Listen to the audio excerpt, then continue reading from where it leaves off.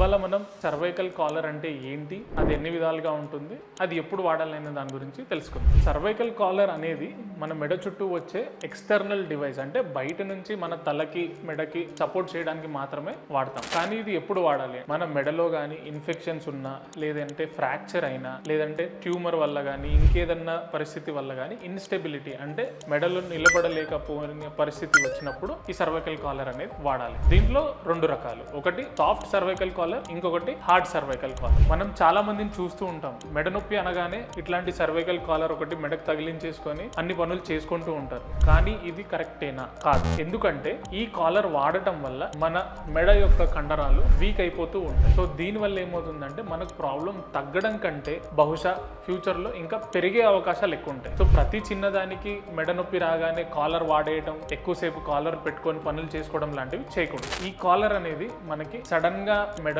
చాలా నొప్పి వస్తుంది, లేకపోతే మెడ కండరాలు లాగేస్తున్నాయి, ఆ కండరాలు లాగడంతో పాటు కింద చేతుల దాకా మనకి తిమ్మిర్లు వస్తున్నాయి అంటే ఒక 4 to 5 days మాత్రమే వాడచ్చు. ఎందుకంటే ఇది ఎక్కువ రోజులు వాడితే ఇంకా ప్రాబ్లం పెరుగుతుంది కానీ తగ్గదు. సో మీ మెడ నొప్పి ఒక 4-5 రోజుల కంటే ఎక్కువగా ఉంది అనుకుంటే అదే పనిగా కాలర్ వాడకుండా దగ్గరలో ఉన్న స్పైన్ డాక్టర్ని సంప్రదించండి.